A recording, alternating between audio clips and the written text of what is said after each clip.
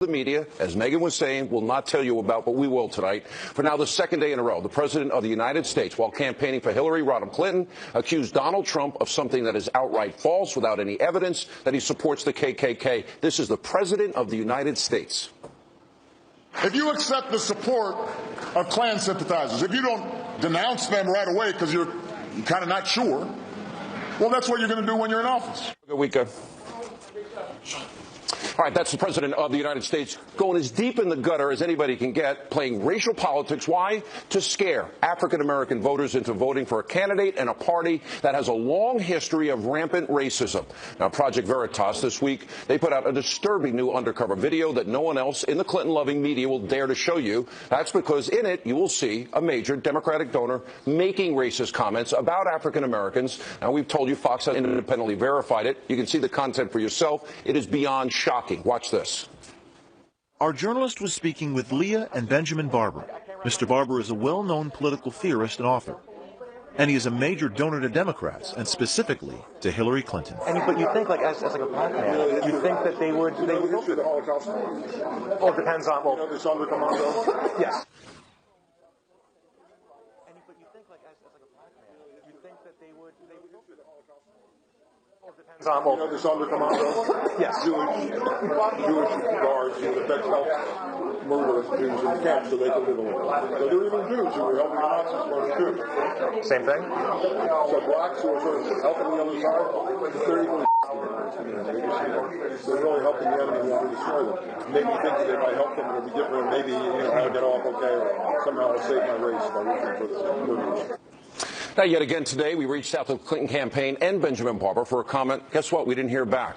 Now, instead of spewing vile rhetoric at Donald Trump, shouldn't the president condemn that video from his party? He won't, because it would then upend the Democrats' long campaign to falsely smear Republicans. Like when Vice President Joe Biden, you may remember this. Romney wants to he said in the first 100 days, he's going to let the big banks once again write their own rules. Unchain Wall Street. They're going to put you all back in chains. Every 4 years, these Democrats relentlessly are pandering to minority voters. Here's Hillary Clinton using a phony Southern accent. She changes her tone, her pitch, her cadence, her entire speaking approach while speaking to African Americans. Watch this. I don't feel no ways tired. I come too far from where I started from. Nobody told me that the road would be easy. All right, so if the president and Hillary Clinton, if they want to play the race card and paint this utterly false narrative that Donald Trump supports the KKK, Hillary Clinton's own mentor was someone who actually was in the Ku Klux Klan. Here's what Hillary Clinton said about the former Klansman, former Democratic Senator Robert KKK Byrd after he died. Senator Byrd was a man of surpassing eloquence and nobility. From my first day in the Senate, I sought out his guidance, and he was always generous with his time and his wisdom. I admired his tireless advocacy for his West Virginia constituents. As Secretary of State, I continued to rely on his advice and counsel. Eloquence, nobility, my mentor. All right, how can Hillary Clinton praise somebody like that? Keep in mind, back in 2001, on Tony Snow's show, Fox News Sunday, Byrd said this. There are white I've seen a lot of white in my time. I'm going to use that word. But we just need to work together to make our country a better country. Here's Hillary's mentor. Also, Hillary has also said very offensive and racist things about African Americans. Remember when she called young black men super predators? Take a look. They are not just gangs of kids anymore. They are often the kinds of kids that are called super predators. No conscience, no empathy. We can talk about why they ended up that way, but first we have to bring them to heel. Now, all of these examples are clearly shocking, but they're not surprising. And the reason why are the Democrats trying to play the race card against Donald Trump? Is it because Hillary Clinton has nothing to run on? Stop for 1 second. Hillary Clinton has been in public service 40 years of her life. Can you think of 3 specific accomplishments that have improved the lives of the American people? Because I can't. She is the single most corrupt, the single most dishonest candidate, the single most self-aggrandizing and enriching candidate to ever seek the presidency. Now think about this. If she wins on Tuesday, Clinton could be indicted while in office. She will spend all of her time certainly fighting off any type of indictment or criminal charges against her. well, that will create in this country a massive constitutional crisis. Now, we also have new polling that suggests Americans think this will happen. According to our latest Fox News poll, 47% of likely voters say it is very or somewhat likely that the FBI review of Clinton's emails will lead to criminal charges. And a brand new McClatchy poll just out tonight shows a total of 83% of likely voters believe that Clinton has done something wrong. I'll interpret illegal. We also now are learning that the FBI has opened investigations into Clinton's private email server and into the Clinton Foundation.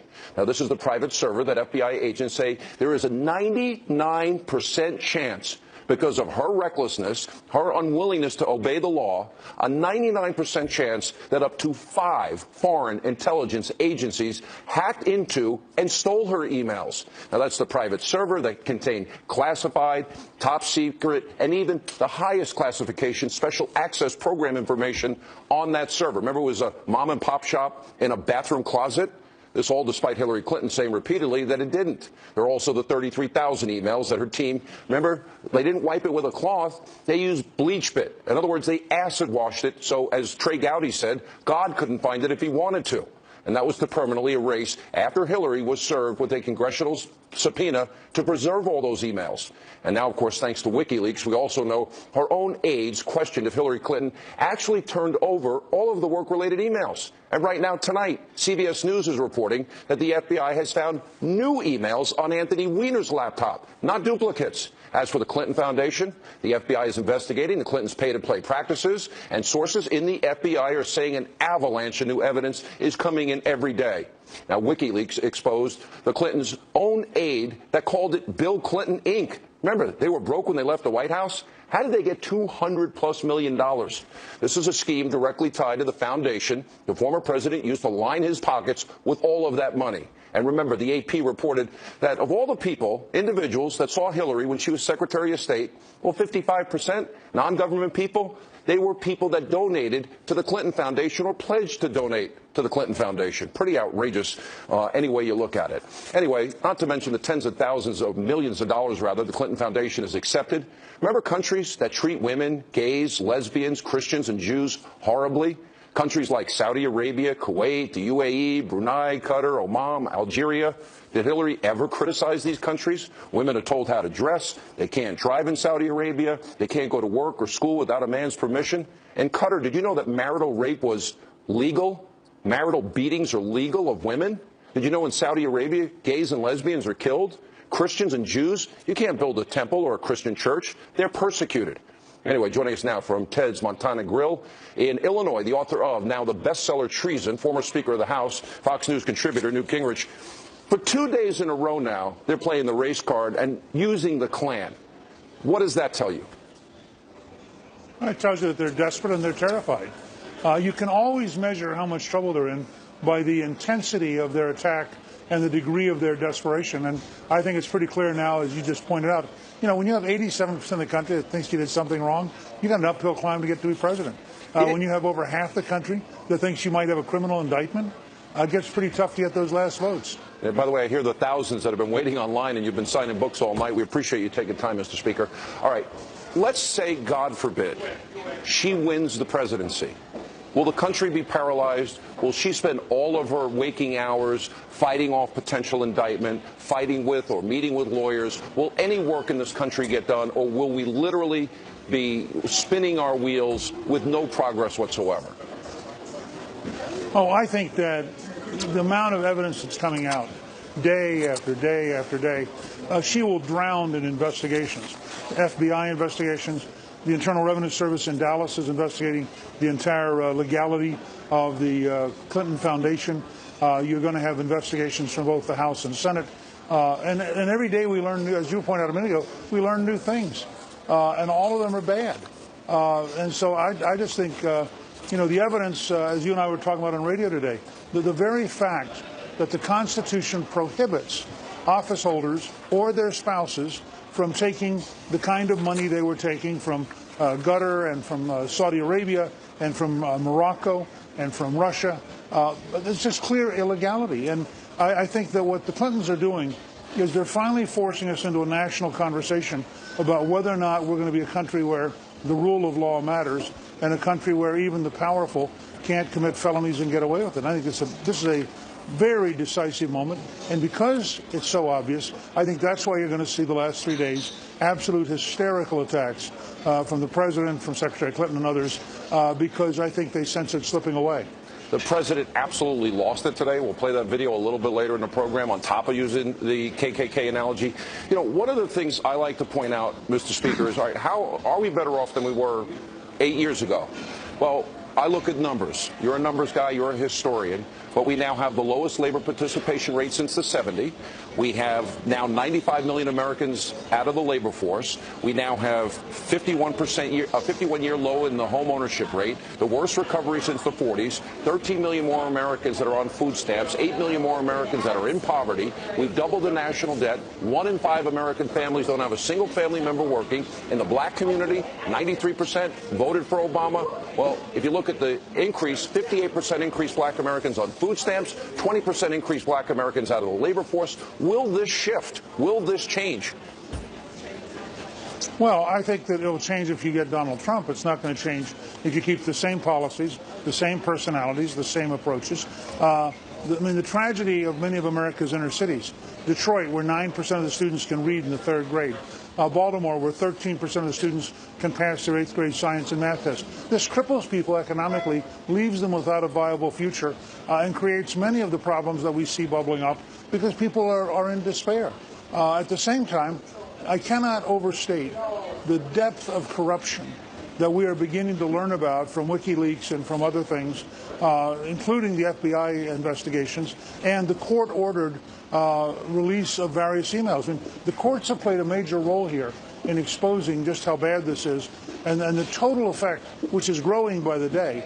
And I can't quite imagine with 650,000 emails on Anthony Weiner's computer how many new things we're going to learn over the next couple months. Well, so I think Abedin signed Hillary to win. Yeah. She signed a separation agreement saying she had turned all of those over under penalty of law. Every email, and if she has classified emails, and there was a report tonight that in fact there was, every email on that server would represent a separate count. It would seem Abedin might have a very quick path to jail along with her husband, unless, of course, they start cooperating.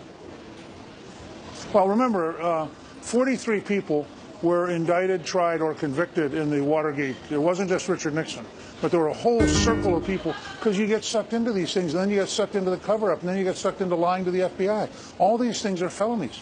And I think just Doug Band's memo, the 12-page memo, outlining how Clinton Inc. operates and the way they set the whole thing up to enrich themselves, that memo alone would give any prosecutor a roadmap for a trial. All right, we got to take a break. Oh, isn't it nice? I guess Jay-Z and Beyonce are doing a concert, and that's the same tonight. Show the race has tightened. I mean, it is razor thin with days, and the momentum going to Donald Trump. Plus, WikiLeaks continue to be a major headache for Team Clinton. Ed Henry has been combing through these emails all week and all day. We'll have an update and a full report also tonight. Listen up. Hey, everybody. Hey, listen up. Hey, I told you to be focused. President absolutely loses it at a rally in North Carolina today. All of that plus Sheriff David Clarke. We have a busy news Friday night for you. Straight ahead.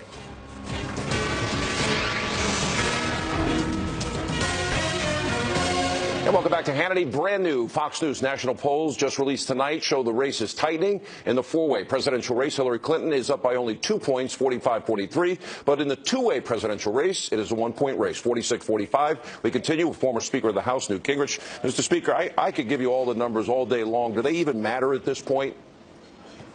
No, I don't think so, because I don't think we understand what's happening with the voting public. You know, for example, that African-American turnout is down from what it was for Obama, and that's why you're getting the kind of savage demagoguery that you saw today. You know that younger people are very turned off by Hillary and all of this illegality, and that she's not going to get all of the Sanders voters that people expected. And you also know that in state after state, Republicans are doing very well in the early balloting and in the absentee balloting. In almost every state, they're doing better than they did in 2012. And in a number of the states, the Democrats are doing substantially worse. I think in North Carolina, for example, I think the gap is maybe 100 or 150,000 worse for the Democrats than it was back in 2012. So, and by the way, Reince Priebus deserves a lot of credit because they invested at the Republican National Committee a lot of resources in building a genuine ground game that could match the labor unions and turn out votes. And I think we're seeing in a lot of states, it's having a big impact. I had a conversation with a mutual friend of ours today, and the person's like, well, probably everybody's made up their mind by now. And I said, no. History shows there are a lot of people that are going to be walking into that voting booth on Tuesday that will be deciding then based on what happens on Saturday and Sunday and Monday, maybe even early Tuesday. Do you agree with that? That's right. Well, not only that, but I was talking today with several key people who pointed out that in 1980, Reagan does a 30-minute television speech on Monday night, and people, the undecideds, are still making up their mind Monday night. And because he looks and feels presidential, the last people who weren't decided, they break for Reagan by an enormous margin. He and Carter are almost tied a week out. And starting actually yesterday, starting on Thursday, it all began to break towards Reagan. And on Friday, Saturday, Sunday, and Monday, his margin just kept going up and up. Is that what you see happening now? Until finally he won. Is that what you see happening in Pennsylvania, Michigan, New Hampshire, and Colorado? You know, I was looking at numbers today that were startling. Michigan was out of play 2 weeks ago. Michigan's now in play. Pennsylvania, I think we have 2 polls now that show both Toomey and Trump are tied. Yep. You know, in New Hampshire, Trump's beginning to pull away, and Senator Ayotte is winning by a substantial margin. And by the way, Young has now come through in Indiana and is consolidating his lead over Birch Bayh, who, remember, Senator Bayh, the former senator, had a huge lead in the summertime, and the Democrats were counting that as a pickup. That's now clearly going to stay Republican. Ron Johnson, I think, is now in a statistical tie, according to the Marquette University poll, which is very, very respected in Wisconsin. So I see a lot of things, and as you know, I've been in, Cliff and I were in Georgia, and then I went on to Missouri and Colorado and Nevada. She and I are here tonight in Illinois. Tomorrow we'll be in Wisconsin. As we go around everywhere we've been, you see an increasing seriousness and increasing intensity for Trump. I have people walk up to me all over the place and say to me, in fact, I went to the movies the other night. I actually took 3 hours off, went to the movie, wow, I'm and shocked. the lady who was selling tickets, the lady who was selling tickets said to me, Trump has to win. Now, well, I agree with her. It's that kind of you know, I but see it's it that everywhere. kind of everywhere you go passion. I don't have anybody running. I did have 2 people actually tell me that they were for Hillary. And by the way, I do not interrupt you. Whoever told you that tonight is not true. All right. So Hillary was on stage. There are people in Naperville who are going to love that comment because they know who they were and they know that they told me. Okay. Jay-Z and Beyonce on stage with Hillary tonight. The rapper repeatedly used the N-word, dropped the F-bomb, you know, with his F with me, you know I've got it, and other songs. You turned into the mother effer greatest. If you're feeling like a pimp N-word, go brush your shoulders off. And I can keep going. And there's Hillary on stage, you know, and here she's so offended by Donald Trump. And there she's praising Beyonce and Jay-Z. What is your reaction to that? Hypocrisy? Well, look, I don't want to hurt your feelings. I'm not sure it's hypocrisy. I think she may forget. She's been very forgetful over the years. Yeah, I think maybe she forgets who they are. She didn't remember so that she was briefed. It could just be that this could be a sign of the concussion, that she didn't know she doesn't actually know who they are. And she thinks it's so nice that they're hanging out with her. All right, you can't make me laugh. Stop making me laugh when I'm really serious. We're 4 days away, and you're messing around. There's no time to mess around. No. There's nobody better to mess with than Hillary Clinton because she is a crook. She ought to be in jail, and we should not take her seriously as a potential president because she's never going to be the president of the United States. From your lips to God's ears, this country will be paralyzed and more divided, and a constitutional crisis would await us. Mr. Speaker, good to see you. Thank you for taking time, and my best to the people in Illinois that you're with. Coming up, WikiLeaks continues to release damning emails related to the Clinton campaign. Ed Henry, he's been reading it all day as a full report, also tonight. Listen up. Hey, everybody, hey, listen up. Hey, I told you to be focused. President Obama loses it at a rally. Now, if I was Jay-Z hanging out with Hillary, he loses his shh at a rally. That's how I'd say it. We'll ask Milwaukee County Sheriff David Clarke to respond to all of that and more tonight on Hannity.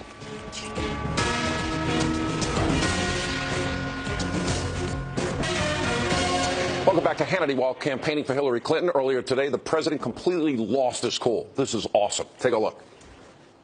Listen up. Hey, everybody. Everybody. Hey, listen up.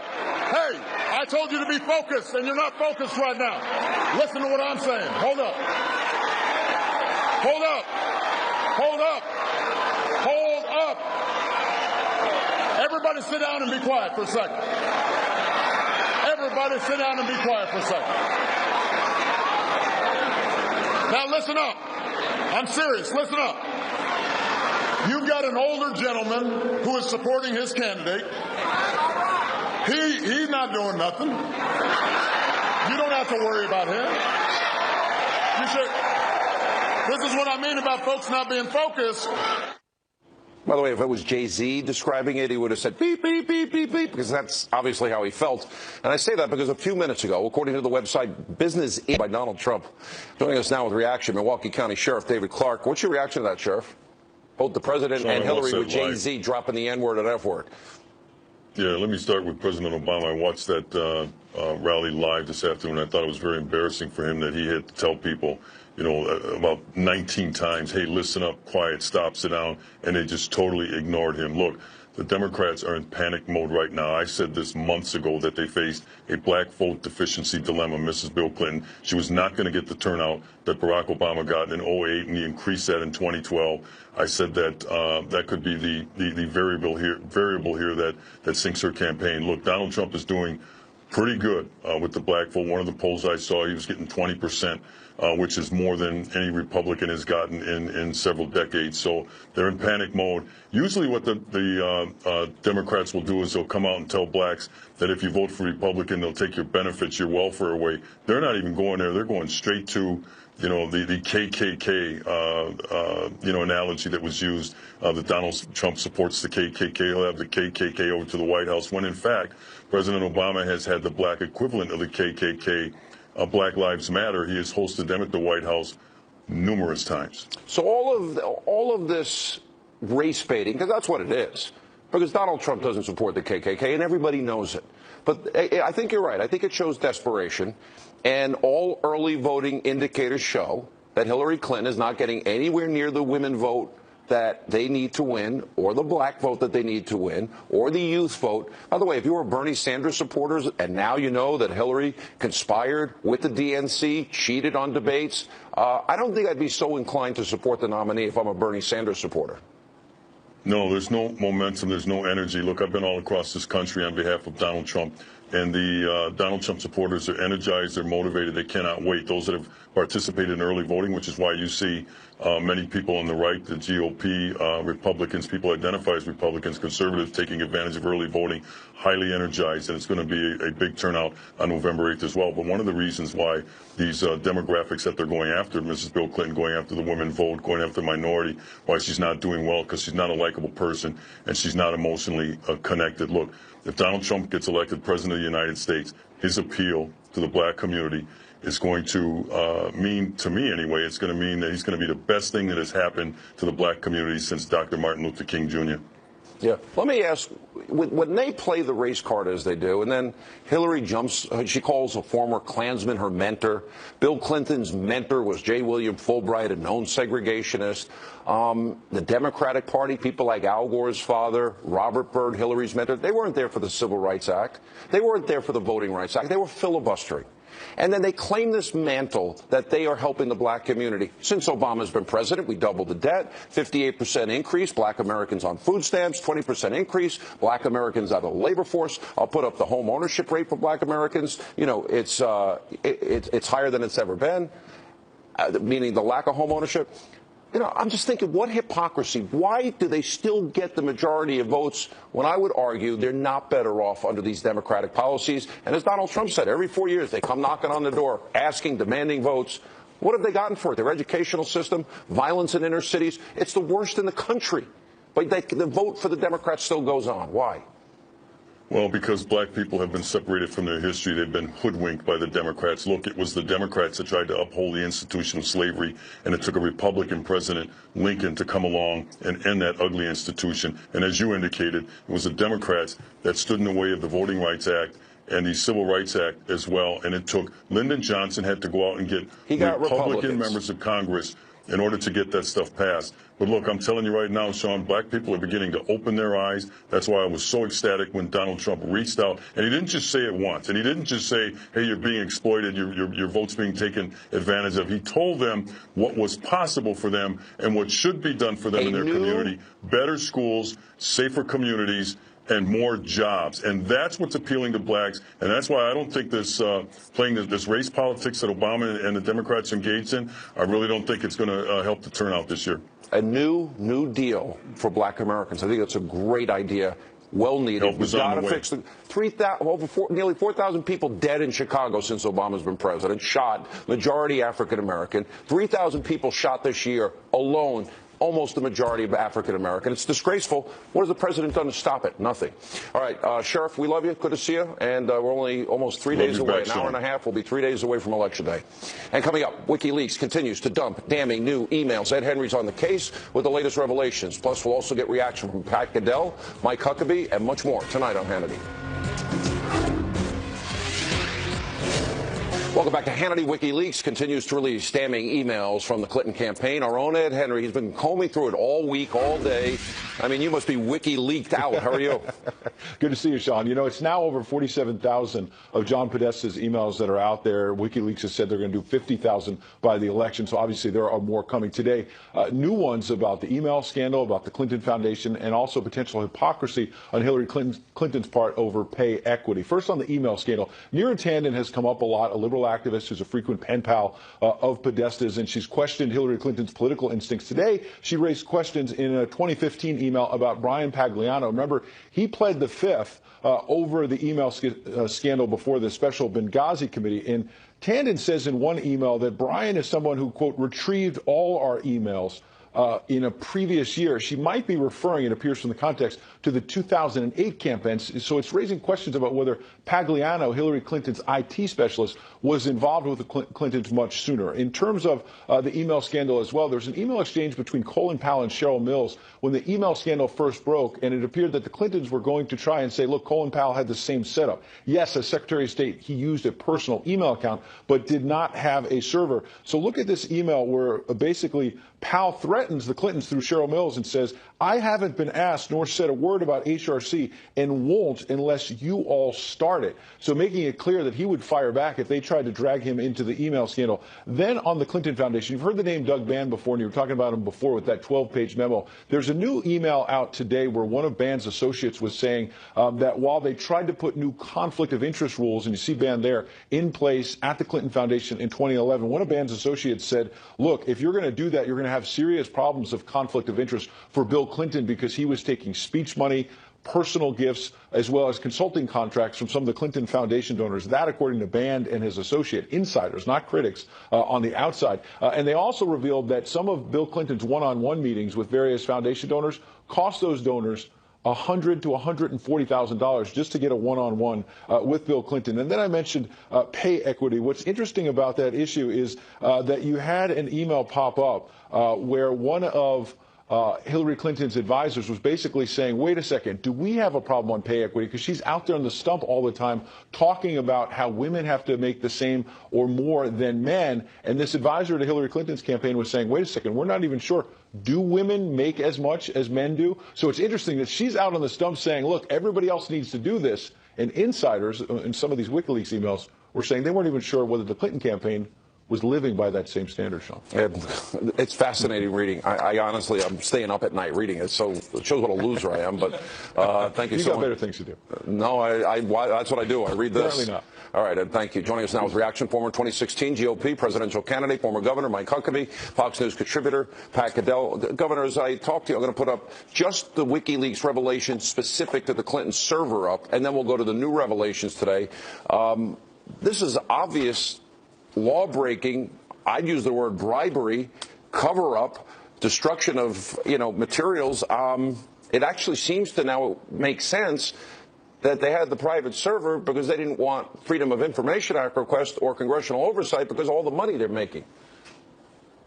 Well, it was a very good way for them to cover up their tracks. You know, I've said this week that the big difference between the Clintons and the Sopranos were that the Sopranos didn't leave an email trail, and the Clintons didn't think they were going to either.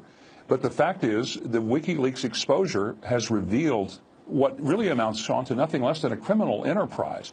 And the shocking thing is, people are going to vote for someone on Tuesday who is either a person who believes the job of president is serving the public or sucking the life out of the public.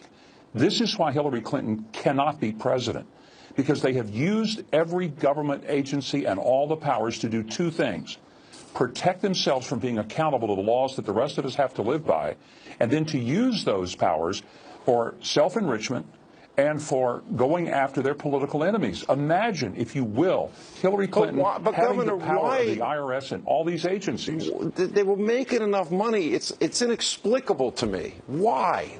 Did they need that much more money? Well, Sean, you got to remember who they're hanging out with. They're hanging around with the George Soroses. They're hanging around with all the billionaires who have so much money that they'd like to be part of that. And, you know, to make $153 million as they did on speeches between 2001 and 2015, that's a pretty good gig. You know, Bill Clinton gets $100,000 just to have a meeting with somebody. Is it worth it? You know, let me bring Pat in here. You know, if she's elected, you were just telling me before we came on the air, this is a disaster for this country. Well, I think the problem is I went through Watergate. You know, I was the youngest person on Richard Nixon's enemies list. I think I may be the oldest on Hillary's at the moment. But leaving that aside, I think that, you know, what we learned is that presidency was consumed when Watergate exploded. This has already exploded. We're talking about someone, and I think American people, if they think about it, will have a huge impact, because if the day she's elected, this crisis starts. It will not go away. It's not going away unless she pardons herself, or the president, if Obama pardons her, which would blow the country wide open. So we will be more divided than ever before. And nothing will happen. Be paralyzed. And nothing will happen. The country in a moment of crisis. So that's really the choice. This will all be about her and the Clintons. And what I agree with the governor. I mean, my God, what you're seeing here is a criminal enterprise, really. And we all know the foundation was always much worse. And it is about money, and it's about many things. But you know what, most of all, the country is tired of corruption. And the word that is not allowed to be spoken inside the Beltway and by the political elites is corruption. In the country, you've got over 87% of people believe that they're corrupt. Exit question for both of you. I'll start with you, Pat. Who's going to win this election? I think at the moment, let me just say, we're in motion, and I think it's moving Trump's way. I lived through 1980. You think it's the same? And I think it could be Governor, who's going to similar. win?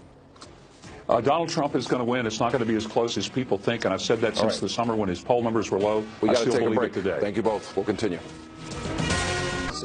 We're big enough to win, small enough to care. All right, voters head to the polls in 4 days. Joining us now is former advisor to the UK Prime Minister David Cameron, Steve Hilton, and Trump campaign senior advisor A.J. Delgado. 1 year ago today, you reminded me, you said what? I said on this show a year ago that Trump would go all the way and win the presidency. So it's kind of weird to be sitting here. What do you think of all these polls? You get nervous or you feel confident? I'm absolutely confident, but we do need everybody, all your millions of viewers watching, to make sure they go out and vote. Let's not forget the 2000 election came down to 537 votes. So everybody needs to get out there, get their friends and family out there this weekend, Monday, Tuesday. All right, Steve, what's your take? I know a lot of people are saying, well, maybe this is like Brexit. Maybe there's a group of people, they don't want to tell the media they're voting for Trump. Or maybe, you know, there was an 8-9 point swing in Great Britain. Do you see similarities here? Do you expect that here? I think there's certainly similarities. I think that you've got all that shaming going on, the moral shaming of people in the media establishment and the elite saying that if you support Trump just as if you supported Brexit, then you're a bigot and a racist and a xenophobe. That's all true. But I think for me the really striking thing is that you've got this candidate, Hillary Clinton. You know, for 40 years she has plotted and schemed to get this job. And days away from the moment when she's asking the country to make her president, you know, for what? She is still unable to set out any kind of positive vision of the change she wants to make to people's lives. And all that's been exposed in this very long campaign with the hundreds of millions of dollars from her big donors and the unions and the special interests, all that's been exposed is her corruption and her essential emptiness as a politician. There's nothing there. It's all calculation. There's no conviction. That's it's so really well striking. Said. I don't think anybody in our audience can tell us where she stands, except she's a pretty liberal politician with no track record of success. Right. And I think what's interesting is I'm hearing a lot of Democrats say, you know, I think I might sit this one out. We're seeing in the early voting, we're ahead of where we were in 2012 compared to the Democrats. What are the blue states that'll go red? I think New Hampshire will, maybe Nevada, Florida. Ohio will have to go. He has to get Florida, Ohio, we have North Ohio. Carolina. I think we have Florida. He's got to get Arizona, I think Nevada. the Democrats are going to be a lot that stay home, whether it's her corruption and the bribes we've seen they took, her incompetence with being extremely careless with handling emails, or just her radical positions. I think Dems don't want to be associated with it. All right, guys. Thanks for being with us. AJ, your prediction a year ago, if you're right, you're going to win a lot of money. Take it to the bank. We'll take a quick break. More Hannity right after this. All right, unfortunately, all the time we have left. When we see you Monday, it'll be our last show before the election day. Before we go, quick programming note. We'll be here. That's right. We have a show Sunday night, 10 p.m. Hello. Anyway, you can join. Wait, I got to get my football. Sunday night, 10 p.m. That's all the time we have left tonight. AJ's going to catch the football on the way out. She's really nervous, so everyone cheer her at home. All right, ready?